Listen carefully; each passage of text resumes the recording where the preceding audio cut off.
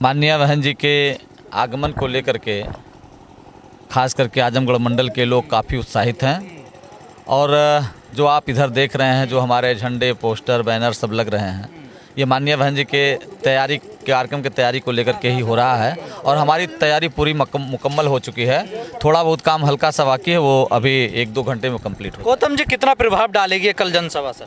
देखिए, निश्चित रूप से तमाम लोग, विरोधी लोग भी कहा करते थे कि बहुजन समाज पार्टी की नेता माननीय बहन कुमारी मायावती जी अभी बाहर नहीं निकल रही हैं, ऐसा होता था। लेकिन जब से माननीय बहन जी ने 2 फरवरी से ये शुरुआत करी है आगरा से लेकर के, तो निश्चित रूप से एक पूरे प्रदेश में एक माहौल बना है और उस माहौल को निश्चित रूप से ये पूरी जनता माननीय बहन जी के जो कार्यकाल को 7.5 साल के कार्यकाल में जो माननीय बहन जी ने जो कुछ कानून व्यवस्था को दुरुस्त किया, विकास का काम, गांव के विकास का अम्बेडकर ग्राम विकास योजना बना करके किया, शहरों का काम माननीय कांसीराम शहरी आवास योजना के नाम से किया, साथ ही साथ जीरो बैलेंस पर जो हमारे एडमिशन, जो बच्चे अच्छे पढ़ने में अच्छे हुआ करते थे, जिनको बीएड करना होता था, एमबीबीएस करना होता था, बीटेक करना होता था, एमटेक करना होता था, सारे लोगों का एडमिशन जो जीरो बैलेंस में हुआ।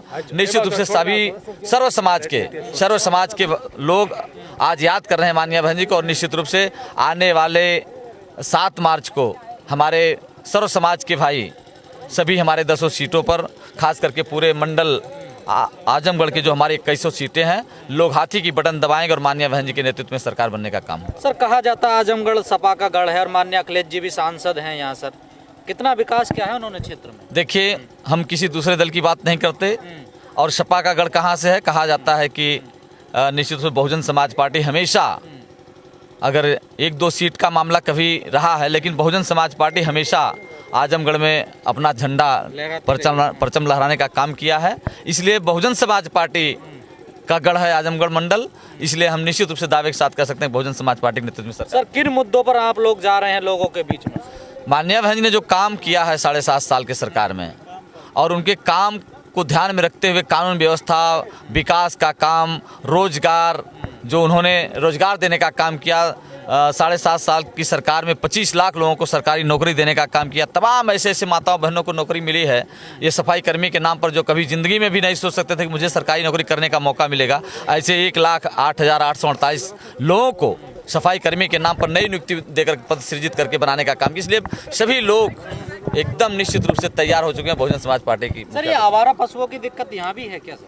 हाँ है, हर जगह है। वो तो आवारा पशुओं की दिक्कत तो पूरा प्रदेश के हर गांव में है। तो क्या वो भी मुद्दा रहेगा चुनाव में? हम लोग उस मुद्दे को लेकर नहीं चल रहे हैं, वो तो मुद्दा पूरा पब्लिक देख रही है। माननीय बहन जी का भी ट्वीट परसों आया था इस आवारा पशुओं के मामले में, तो इसलिए हम लोगों का मुद्दा सिर्फ और सिर्फ सर्वजन हिताय सर्वजन सुखाय का है। माननीय बहन जी के नेतृत्व में जो काम हुए हैं, हम लोग जो माननीय बहन जी के नेतृत्व में जो काम हुए हैं, वो जो कुछ अधूरा है उसे पूरा करने के लिए माननीय। सर, यहाँ पर 10 सीटें हैं आजमगढ़ जिले में, कितनी जीतने की उम्मीद है? हम सारी की सारी सीटें जीतने जा रहे हैं, 10 की 10, सारी की सारी 10 की 10।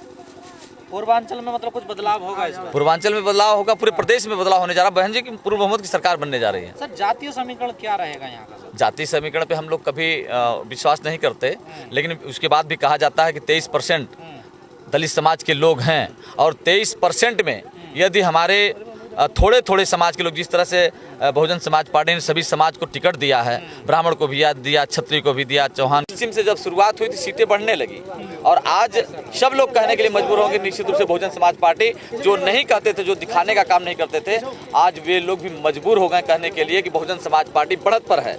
और जब बढ़त पे उन्होंने कह दिया तो मेरी सरकार बनना तय है। जो दूसरी पार्टियां हैं वो हिंदू मुस्लिम की बात करती हैं, बुर्के की बात करती हैं, हिजाब की बात करती हैं, लेकिन बहन जी विकास की बात करती हैं। हाँ, निश्चित रूप से, इसलिए कि माननीय बहन जी हमेशा संविधान पर विश्वास करती हैं और संविधान में आपने देखा एक शब्द है धर्मनिरपेक्षता का, और बाबा साहब डॉक्टर अम्बेडकर ने उस शब्द को डाल करके हमारे देश में चाहे हिंदू हो, मुस्लिम हो, सिख हो, पारसी हो, ईसाई हो, कोई भी हो, माननीय बाबा साहब डॉक्टर अम्बेडकर ने सबको एक समान का दर्जा दिया, एक वोट का अधिकार दिया, एक वोट की कीमत कर दिया। इसलिए माननीय बहन जी उसी बाबा साहब डॉक्टर अम्बेडकर के अधूरे सपने को साकार करना चाहती हैं, इसलिए निश्चित रूप से वो सर्वजन हिताय सर्वजन सुखाय की बात हमेशा करते हैं। विकास मुद्दा है यहाँ पर, जातीय धर्म मुद्दा है? यहाँ पे हमारा विकास मुद्दा है, कानून का मुद्दा है, अपने महापुरुषों के सम्मान का मुद्दा है, सर्व समाज के भागीदारी का मुद्दा है।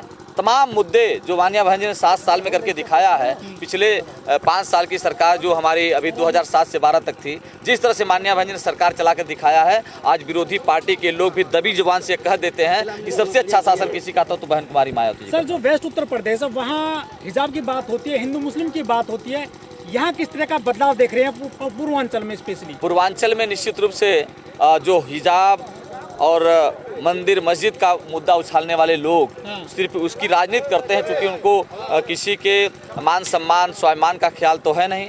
लेकिन बहुजन समाज पार्टी की मुखिया माननीय बहन जी हमेशा सर्व समाज के मान सम्मान स्वाभिमान का भी ख्याल करती हैं, इसलिए पूर्वांचल में वो विकास का मुद्दा, कानून का मुद्दा, भागीदारी का मुद्दा यही हावी रहेगा। सर, जो बीजेपी के नेता हैं, चाहे नड्डा हो, चाहे जो अपने अमित शाह हैं, वो भी बहन जी की बात करने लगे हैं। क्या बहन जी बीजेपी से कोई टक्कर करने वाली हैं आफ्टर चुनाव? ऐसा कुछ भी नहीं है। माननीय बहन जी हमेशा कहा करती हैं कि हमारे सिद्धांत, बहुजन समाज पार्टी का सिद्धांत और भारतीय जनता पार्टी का सिद्धांत सीधे उलट है। ऐसे में माननीय बहन जी हमेशा कहा करते हैं कि मैं किसी भी कीमत पर भारतीय जनता पार्टी के साथ मिलने वाली नहीं हूँ। इसलिए इसमें अगर कोई कहता है तो निश्चित रूप से कहीं न कहीं किंग मेकर बनोगे या किंग बनोगे? किंग बनेंगे। किंग मेकर तो छोड़िए, किंग बनने जा रहे हैं। बहन जी का इतिहास रहा, वो किंग ही बनती हैं। हाँ, किंग बनती हैं और किंग फिर बनेंगी। लेकिन सर, जो सपा है वो विजय रथ निकाल रहे हैं, वो कह रहे हैं हमारी जीत हो रही है। देखिए, विजय रथ निकालने वाले, विजय यात्रा निकालने वाले जो लोग आज दम भर रहे हैं कि हम लोग सरकार बनाने जा रहे हैं, निश्चित रूप से 10 मार्च को बहुजन समाज पार्टी की मुखिया माननीय बहन जी उत्तर प्रदेश की मुख्यमंत्री बनने का मंदिर का मुद्दा हावी है क्या यहाँ पे? नहीं, कोई मुद्दा, मंदिर का मुद्दा कोई हावी नहीं है। मंदिर मुद्दे लोग भूल गए हैं, इसलिए कि जिस तरह की सरकार भारतीय जनता पार्टी ने जो वायदे किए थे, हम 2 करोड़ साल में नौकरी देंगे, नौकरी उन्होंने लेने का काम किया। उन्होंने वायदा किया था कि 100 दिन के अंदर हम काला धन लाएंगे, 15-15 लाख खाते में देने का काम करेंगे, वो कहीं पता ही नहीं चला। 15 लाख देने वाले आज 5 किलो अनाज देने का काम कर रहे हैं। इसलिए जो उन्होंने कहा कि हम भ्रष्टाचार मिटाएंगे, भ्रष्टाचार बढ़ गया। उन्होंने कहा महंगाई हम कम करेंगे, महंगाई बढ़ गई। इसलिए इसके सीधे उलट हुआ है। इसलिए निश्चित रूप से ये मुद्दा बहुजन समाज पार्टी पर कोई फर्क डालना। बहन जी मंच पर आती हैं तो आपकी बहुत चर्चा करती हैं कि हमारी जो जीत होगी ना, वो प्रत्याशियों की जीत नहीं होगी, वो सेक्टर प्रभारियों की जीत होगी, जो कार्यकर्ता हैं उनकी जीत नहीं होगी। कितना जोश भर रही है बहन जी आप में? माननीय बहन जी ने हम लोगों से, हम लोग थोड़ा मंडल देखने का काम कर रहे हैं, जिला देखने का जो लोग काम करते हैं। माननीय बहन जी निचले जो बूथ की इकाई के लोग हैं उस पर विश्वास ज़्यादा करती हैं, उस पर ज़्यादा भरोसा करती हैं। माननीय बहन जी हमेशा कहा करते हैं कि हमारा बूथ का पदाधिकारी, सेक्टर का पदाधिकारी हमारे लिए सबसे बड़ा पद है। इसलिए उन्होंने बूथ पर जो जिम्मेदारी लिया, उससे हम लोगों से भी बड़ी जिम्मेदारी उनको देने का काम किया, उनको महत्व देने का काम किया। इस बार बहुत चर्चे हो रहे हैं बीएसपी में, जो टिकट बांटे गए हैं वो समाज में बाकायदा एक सोशल इंजीनियरिंग को ध्यान में रखकर टिकट दिए गए हैं, कोई भेदभाव नहीं है, सबको मौका दिया जा रहा है। हाँ, निश्चित रूप से माननीय बहन जी ने इसी बात पर, इसी का ख्याल करते हुए जब उन्होंने टिकट देने का काम किया, तो आज जो लोग कहते थे कि बहुजन समाज पार्टी 10 सीट जीतेगी, 12 सीट जीतेगी, आज वही लोग कहने के लिए मजबूर होंगे बहुजन समाज पार्टी सरकार बनाई जाए।